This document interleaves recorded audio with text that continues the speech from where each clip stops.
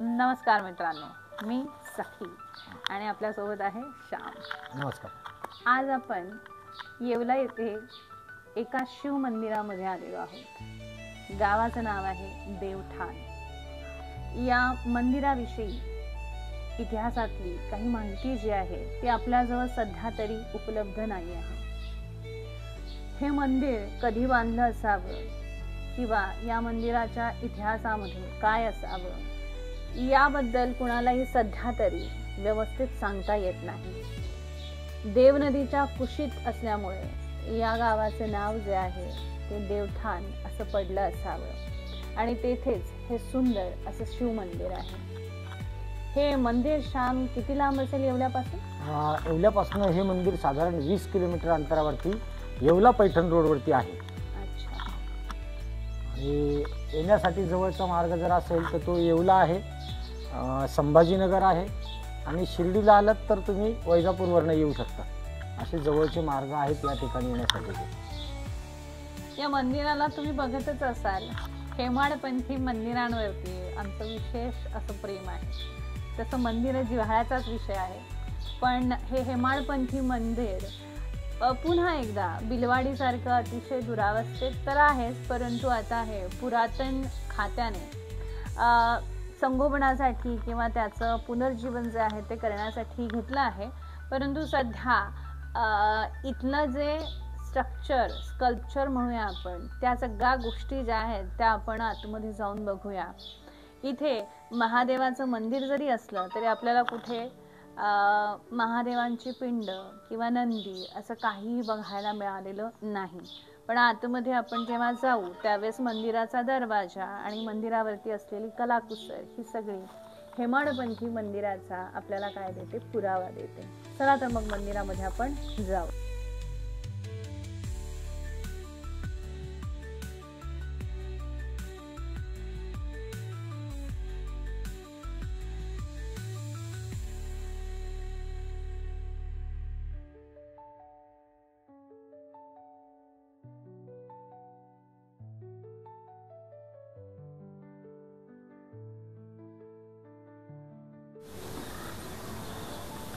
जीर्ण झालेला इतिहास, सुंदर नक्षीकाम असलेलं हे मंदिर आज याच्या भिंतींना हात लावल्याबरोबर पाषाण जे आहेत ते हातामध्ये येतात, तुटतायत. म्हणजे अतिशय पुरातन असं मंदिर, पण याचा राज. आता हे जर हेमाडपंथी असेल तर कदाचित 11व्या किंवा 12व्या शतकातील असायला पाहिजे. यावर असणाऱ्या नक्षीकामामुळे हे हेमाडपंथी असावं याची आपल्याला प्रचिती येते. आज आत्ता नव्याने बांधण्याचा आपण प्रयत्न करतो आहोत. वरपर्यंत असणारं कोणतंही नक्षीकाम आपल्याला आता सध्या तरी दिसत नाहीये. अतिशय जवळून बघितल्यानंतर इथे कोरीव काम असावं हे आपल्याला भासतं, हे आपल्याला जाणवतं आणि त्याला व्यवस्थित करण्याचा एक प्रयत्न जो आहे तो चालू आहे. आणि तो झाल्यानंतर कदाचित आपल्याला हे पुन्हा एकदा मंदिर जे आहे ते सुंदर असं बघायला मिळेल.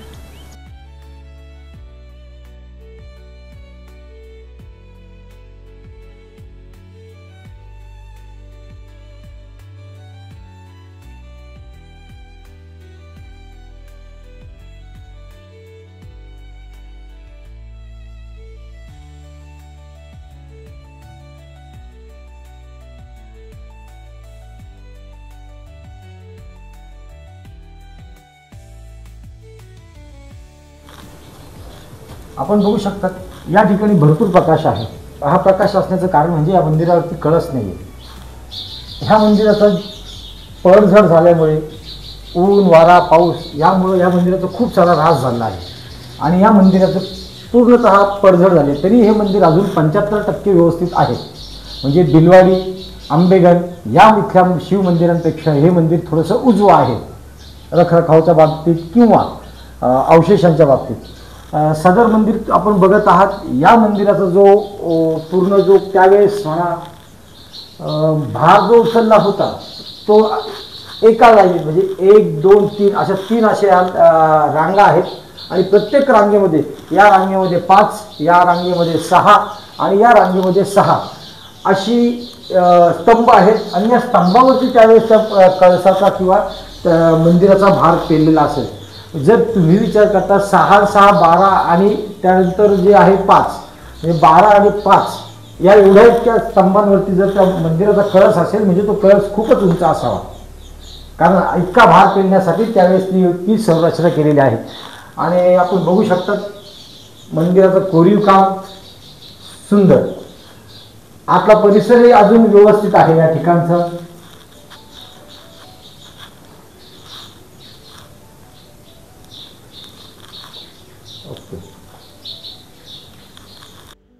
देवी देवता किंवा कुठल्याही प्रकारचे मंदिर असण्याचे अवशेष इथे सध्या तरी नाही आहेत, पण दरवाजांवरील नक्षीकाम, तिथे असणाऱ्या सूरसुंदर्या आणि एकूणच इथे असणारं संपूर्ण हेमाडपंथी मंदिरांसारखं दिसणारं सुंदर असं नक्षीकाम आपल्याला सांगतं की कदाचित हे हेमाडपंथी मंदिर असावं. लेण्याही असू शकतात किंवा अजून काही एखादं जैन मंदिरही असू शकतं, कारण या प्रकारची जी काही रचना होती ती हेमाडपंथी मंदिरांमध्ये, जैन मंदिरांमध्ये आणि बौद्ध लेण्यांमध्ये आपल्याला पाहायला मिळते. सध्या अवशेष परंतु अतिशय सुंदर, सुस्थितीत असलेले, जपण्यासारखे. जपूया या सगळ्या गोष्टींना.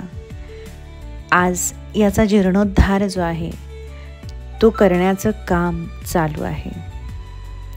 लवकरच याही ठिकाणी आपल्याला लोकांची वर्दळ जी आहे ती जाणवेल.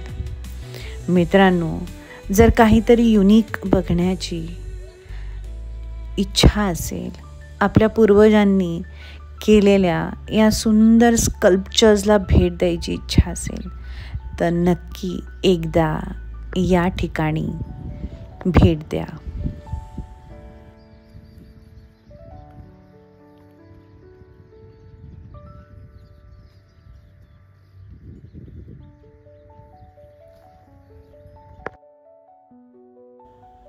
या सुंदर मंदिराला भेट देऊन अतिशय छान वाटलं आणि आता आम्ही संध्याकाळच्या वेळी इथून निघालो आहोत. मित्रांनो, आम्ही केलेलं कंटेंट जे आहे ते तुम्हाला जर आवडत असेल तर नक्की आम्हाला लाईक, सबस्क्राईब करा आणि कमेंट करायला विसरू नका.